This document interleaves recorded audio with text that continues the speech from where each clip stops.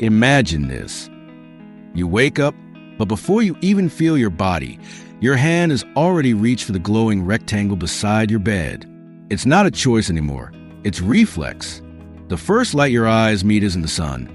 It's the soft, artificial glow of your screen. Notifications flicker like whispers from unseen voices.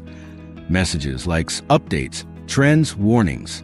You scroll for 100 lives before your own day even begins. Faces you'll never meet, bodies that don't exist, words that sound profound but mean nothing. For a moment, you forget who you are, yet you feel connected. And then silence. The feed stops and the silence roars. You're left with a strange emptiness, as if you've been feeding on smoke. Now imagine billions of others doing the same thing. Every morning, every night, every hour between. An entire generation, eyes locked in digital hypnosis, hearts tethered to invisible threads of approval. They call it connection. But why does it feel like decay? There's a paradox buried in this ritual. The more connected we become, the lonelier we feel. The more we express ourselves, the less real we seem. Social media promise freedom. Freedom to share, to belong, to matter. Yet, what if it's quietly enslaved us to a mirror that reflects only fragments of truth? Think about it. Gen Z, the most digitally fluent generation in history, also leads the charts in anxiety, depression, and emotional exhaustion. How could the tools meant to empower us end up consuming us instead? How could platforms built for expression become theaters of insecurity? Every tap, every like, every fleeting story, each one pulls at the fragile threads of the psyche. A subtle dopamine spike rewards your attention. And before you know it, the screen isn't just something you use. It's something that uses you. There's something deeply psychological about this. Something ancient and primal. You aren't scrolling because you're curious. You're scrolling because your brain is hungry. Hungry for meaning. Hungry for validation. Hungry for belonging in a world that feels increasingly hollow. But here's the cruel irony. The more we chase validation through screens, the further we drift from authenticity. The self becomes performative. The soul becomes pixelated. You begin to curate yourself not for who you are, but for who others might approve of. You post your best moments not to share joy, but to prove you're still alive in a world that's forgetting you exist. And slowly, the digital world becomes more real than reality itself. Conversations lose their warmth. Faces blur into filters. Laughter turns into reactions. The feeling of being alive is replaced by the appearance of it. Ask yourself, when was the last time you looked at a sunset without thinking about how it would look in a story? When was the last time you spoke a thought without wondering how it would sound online? Somewhere between connection and consumption, between reality and representation, we lost something vital, something human. And perhaps that's the deeper tragedy. We didn't notice it happening. Because the prison of the digital age doesn't have bars. It is endless freedom. You can scroll forever. You can talk forever. You can escape yourself forever. But can you live forever in that illusion? What if all our progress, the algorithms, the filters, the endless stimulation, isn't evolution at all but a regression? A return to the psychological womb where comfort matters more than growth, where approval replaces purpose, and where distraction numbs the pain of existence? Maybe that. That's why Gen Z feels the world so intensely, why anxiety feels like breathing and depression feels like gravity. You inherited not just a world of information, but a world stripped of silence. You live in a digital cathedral where attention is the new god and validation the only prayer. And yet, within that noise, there's a whisper, a haunting question that won't go away. Who am I when no one is watching? That question sits at the core of every anxious heartbeat, every restless night, every empty scroll through the infinite feed. Because beneath the selfies, the quotes, and the fleeting, laughter lies something far older, a crisis of identity, of purpose, of meaning that we think social media connects us. But perhaps it's revealing the deeper disconnection that has always existed, the one between who we are and who we pretend to be. And if that's true, then the real danger of social media isn't what it shows us, but what it hides. Because what if the screen isn't a window to the world, but a mirror that reflects our collective despair, disguised as connection, curated as happiness, consumed as truth? If that's the case, then the next question becomes inevitable, unavoidable, and Terrifyingly human. What exactly are we losing in exchange for being seen? The problem was never the screen itself. The screen merely revealed what was already there. Our craving to be seen, to belong, to matter in a vast and indifferent world. Social media didn't invent our insecurities. It magnified them. It gave form to the invisible hunger that has haunted humanity since consciousness first flickered into being. To understand the psychological machinery behind this, we must journey inward to the shadowed corridors of the human psyche, where the roots of modern despair twist through centuries of philosophical struggle. Carl Jung once said, "Until you make the unconscious conscious, it will direct your life and you will call it fate." The modern individual, especially within Gen Z, is trapped precisely in this unawareness. You believe you're using social media to express yourself, but often it is your unacknowledged shadow, the hidden, rejected parts of your psyche, that is posting, liking, comparing, craving. When Jung spoke of persona, he meant the mask we wear to navigate society. Today, that mask has evolved into a digital avatar. Your profile picture, your carefully curated posts, your filtered fragments of life. These are not reflections of who you are, but negotiations with who you think you should be. The like becomes a form of existential validation, a fleeting signal that says, your mask is working, you still belong. But here's the tragedy. The more perfect a mask becomes, the further you drift from your true self. You begin to identify with performance, and eventually, you forget there was ever a face beneath it. Nietzsche foresaw this condition in his warnings about the herd mind. He argued that modernity's comfort and conformity would breed a new kind of slavery, psychological rather than physical. They call it virtue, he wrote, but it is merely obedience. In the algorithmic world, the herd doesn't march to religion or nation anymore. It moves to trends, hashtags, and viral ideas. The new moral code is engagement. The new sin is irrelevance. What Nietzsche called the death of God wasn't the end of belief. It was the beginning of misplaced belief. When the transcendent collapsed, humanity began worshiping new idols. Fame, beauty, influence, youth. Social media simply provided the temples for those gods to live in. Arthur Schopenhauer, the prophet of pessimism, would have understood this addiction all too well. He believed that human life was driven by an endless, irrational will to live, a force that constantly desires, reaches, grasps, but is never satisfied. To exist for Schopenhauer was to suffer, because to live is to want. The digital age has perfected this will into a never-ending loop of wanting without fulfillment. You scroll, you desire, you consume, and the next post appears, promising more. The will never rests. And so, beneath the illusion of control, a deeper force rules. Compulsion. You are not the master of your feed. Your feed is a master of you. But why does this compulsion feel so personal? So deeply tied to anxiety, loneliness, and depression among Gen Z? Perhaps it's because, as Aldous Huxley warned in Brave New World, the most dangerous form of tyranny isn't one imposed by force, but one disguised as pleasure. We are not censored into silence. We are entertained into submission. Our attention, the very essence of consciousness, is fragmented into 1,000 profitable pieces. The system doesn't need to control your body. It only needs to hijack your desire. And so we begin to see the psychological mechanism. Validation as control, pleasure as manipulation, freedom as illusion. Every notification whispers a promise. You are wanted, you are visible, you matter. But the echo of that promise is emptiness. Because when meaning becomes measurable in metrics, the soul quietly starved, as Jean-Paul Sartre called it, bad faith. The act of deceiving oneself to avoid the burden of freedom. On social media, bad faith thrives. You convince yourself that your online identity is authentic, that you are expressing yourself, even as every post conforms more tightly to what the collective rewards. Freedom becomes performance. Existence becomes branding. Viktor Frankl, who survived the horrors of Auschwitz, argued that human beings can endure any suffering, except meaninglessness. He said that when life loses its why, the mind collapses under the weight of the how. Social media, in its infinite stimulation, gives the illusion of meaning while quietly eroding it. Every moment becomes shareable, yet none feels sacred.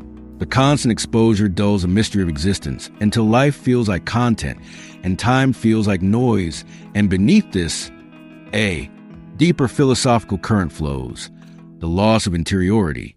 The ancients turned inward for truth, the Greeks through contemplation, the mystics through silence, the philosophers through thought. But today, the inner life is being outsourced to external validation. We no longer ask, what do I believe? But rather, what will they think? This is a hidden psychological trap. You are no longer living from yourself, but toward others. Every thought, every emotion, every desire is filtered through the invisible judgment of the collective gaze. You're always being watched by others, by algorithms, by the self that performs for them. The self becomes divided. The private and public selves blur until you cannot tell which one feels real. And as the inner voice fades, anxiety grows in the silence left behind. Because what is anxiety if not the sound of your true self suffocating beneath expectations? Modern depression, then, is not just a chemical imbalance. It is an existential one. It is a collision between the infinite hunger for validation and the finite capacity of the soul to endure emptiness. It is a silent grief of a generation that confuses stimulation for meaning, reaction for intimacy, and visibility for worth. The philosopher Byung-Chul Han calls our era the burnout society. He says we're no longer pressed by others, but by ourselves, constantly optimizing, comparing, producing, displaying. The whip of the master has been replaced by the whisper of the algorithm saying, you can always be more. And that whisper never stops at S.O. What is the hidden root of this darkness? It is not technology nor even social media itself. It is the ancient human tendency to look outward for what can only be found within. The platforms merely give form to the forgotten truth that the modern soul, stripped of silence and meaning, will trade anything, privacy, authenticity, peace, for the illusion of being seen, and that illusion has become the defining addiction of our time. But every addiction hides a secret longing, a longing to be whole again, to return to something lost. And perhaps that is the key to understanding the next step. Not merely why we are trapped, but what happens when we finally begin to see the walls of the prison. The consequences are invisible, not because they are subtle, but because they unfold quietly beneath the threshold of awareness. Like water eroding stone, the effects of social media on the psyche are persistent, gradual, and devastating, but rarely recognized until the damage has already reshaped the landscape of the self. Consider your attention. Once a precious, finite resource, it has become a commodity. Every moment of focus is harvested, repurposed, sold. The brain, that intricate machine of consciousness, evolved to notice nuance, depth, and significance. Today, it is trained to flicker across infinite surfaces, images, captions, videos, and notifications, never lingering long enough to savor, analyze, or reflect. The consequence is not just distraction. It is a fundamental rewiring of perception itself. You no longer experience life directly. You experience life mediated by engagement metrics. Neurologically, this isn't trivial. Dopamine pathways, those chemical highways of pleasure and reward, have been hijacked. Each comment, each fleeting affirmation triggers a spike. But the brain adapts, becoming numb to what once brought satisfaction. More stimulation is required for the same feeling. Anxiety grows in the gaps, the moments when the feed pauses, or the validation fails to arrive. The reward system designed to motivate learning and survival is now enslaving desire, tethering self-worth to the capricious approval of strangers. The consequences extend beyond neurochemistry. Cognitive biases, confirmation bias, the bandwagon effect, the spotlight effect, magnify the social distortions embedded in the platforms. You are constantly comparing yourself to curated realities, never the raw truth. Your fears, insecurities, and doubts are amplified because the algorithm knows they sell. And when you internalize this curated comparison, the shadow of inadequacy lengthens over every interaction, every thought, every plan you make. Philosophically, the ramifications are equally profound. Jean-Paul Sartre's notion of bad faith becomes literal.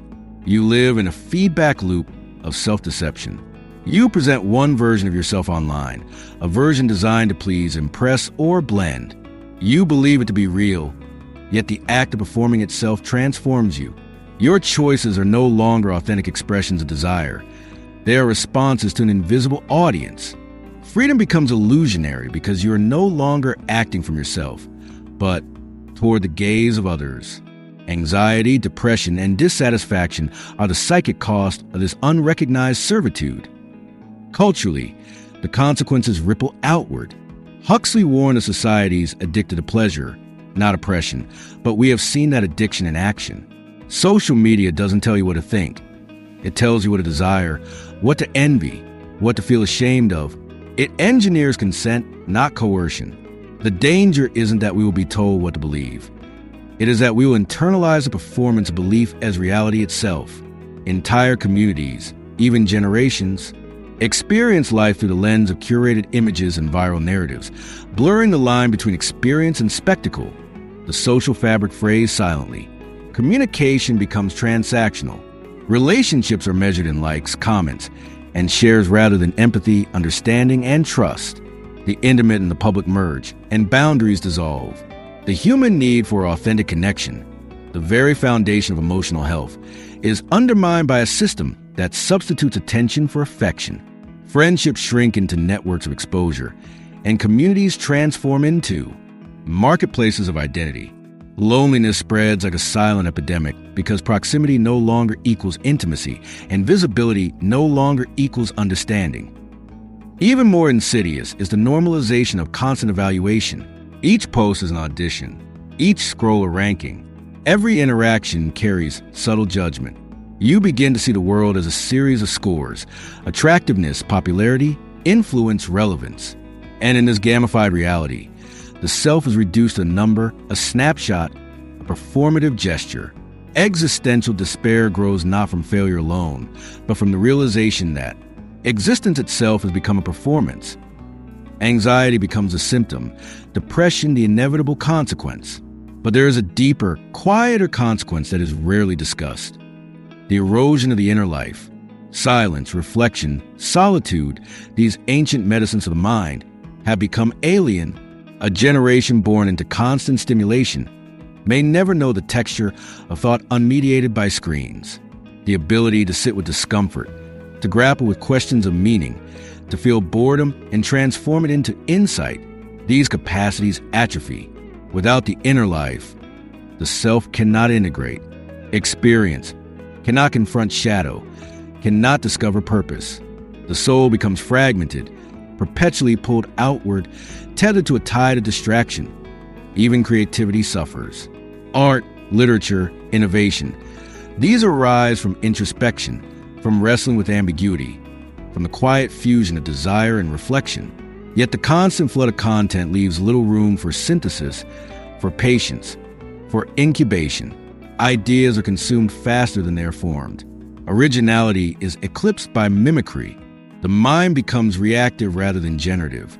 Anxiety fills the gaps left by unfulfilled potential. Depression arises not only from comparison, but from the subtle knowledge that your own life has been outsourced to an algorithmic narrative. And yet, these consequences are not always visible to the naked eye. Parents notice irritability. Educators see distraction. Therapists observe mounting rates of anxiety and depression. But the link is elusive because the damage is internalized, mediated, and systemic. It is cultural, psychological, and technological at once. It is both personal and collective. The question becomes urgent. If this is the unseen machinery shaping minds and hearts, what can be done? How can one resist currents so vast that they feel inevitable? How can the inner self survive when the outer world constantly insists it is inadequate, unworthy, unseen? Before the answer emerges, the truth must be fully felt. The unseen consequences are not merely emotional. They are existential. They are structural. They infiltrate identity, perception, creativity, and social cohesion. The generation addicted to connection has become the generation losing itself. One scroll at a time, one notification at a time, one fleeting dopamine spike at a time. And yet, as suffocating as this may seem, there is a glimmer, because understanding the trap, the hidden patterns, the psychological roots, the subtle distortions, is the first step toward breaking it. Awareness becomes a doorway.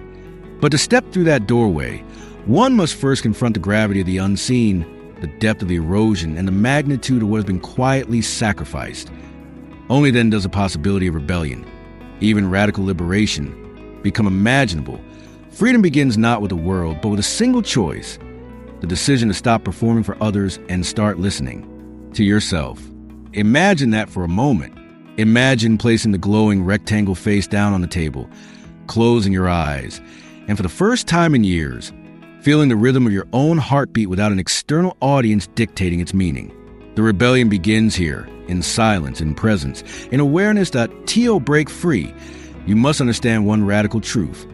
Social media doesn't enslave you by force. It enslaves you by consent. Every scroll, every like, every fleeting thrill is voluntary, but it is conditioned. You are not powerless. You are habitually compliant. The revolution isn't about abandoning technology. It's about reclaiming sovereignty over your attention, your desires, and ultimately yourself. Begin by recognizing the patterns.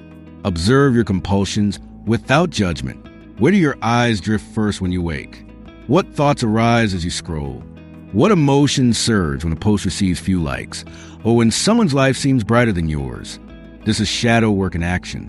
Jung taught that the path to individuation, the process of becoming whole, is to integrate the hidden, denied, and unacknowledged parts of yourself. Here, the shadow is your addiction to external validation, your fear of being unseen. Confront it, name it, and you weaken its control. The next step is radical attention. Modern life trains you to fragment your focus into billions of tiny, meaningless bursts. The rebellion is to reclaim depth. Set aside periods of undisturbed attention. Read books that challenge. Think thoughts that scare you. Sit in silence long enough for your own mind to become an entire landscape. Nietzsche insisted that greatness arises not from comfort, but from wrestling with difficulty.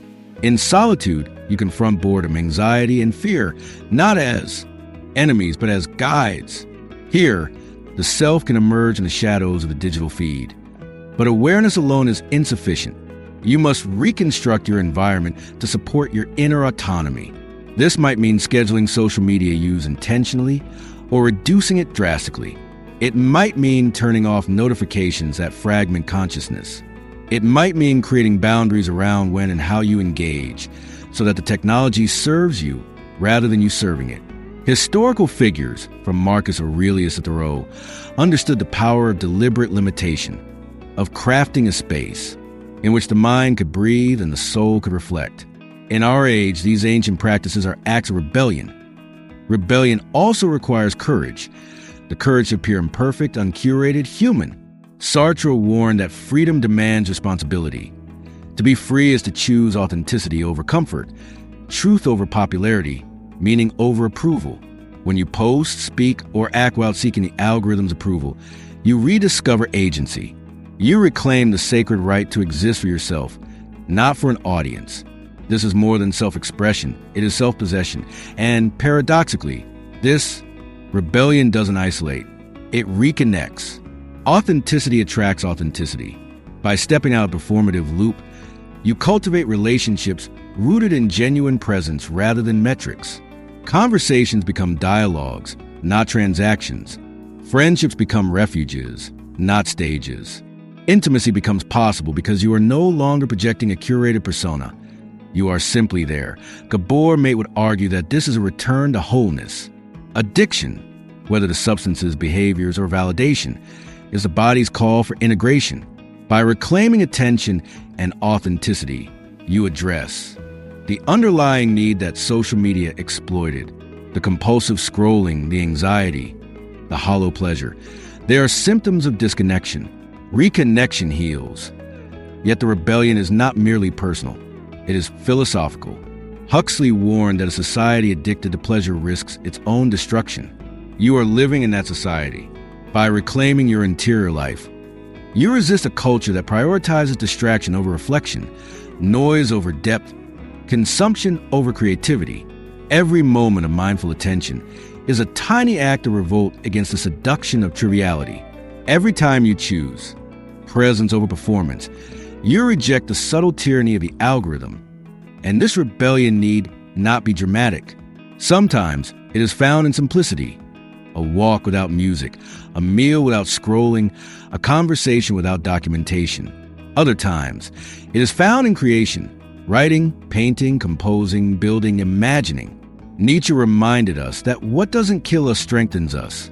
By facing the discomfort of undistracted life, you forge resilience, clarity, and insight. The inner world, once neglected, becomes your domain again. There is also power in questioning. Question the narratives that the platforms reinforce. Why must beauty be quantified? Why must influence define worth? Why must visibility substitute for value? Each question, no matter how small, is a crack in the digital edifice of control. Every doubt is a seed of liberation. Finally, understand that breaking free is iterative, not instant. The rebellion is a lifelong practice. You will stumble. You will be drawn back into the currents of distraction. But each time you choose awareness, each time you choose authenticity, the grip loosens. And slowly and visibly, the self strengthens, grows, and begins to operate from its own axis rather than the orbit of approval. Imagine the transformation. Anxiety replaced by presence, emptiness replaced by depth, compulsive comparison replaced by grounded self-awareness. You begin to experience reality in its raw texture, not mediated through a screen. You reclaim time, thought, and emotional energy. You remember what it feels like to exist rather than perform, to be rather than appear. This rebellion is radical not because it demands grand gestures, but because it restores the sovereignty of the soul. It is a quiet revolution, intimate yet powerful, subtle yet unstoppable, and it prepares the mind for a final, inevitable confrontation. The realization that social media was never the enemy. The real challenge and the ultimate liberation lies within you. Because only when you're broken the chains of external validation can you face the deepest truth, that freedom, meaning, and purpose were never hidden in the feed. They were waiting in the quiet spaces you forgot existed.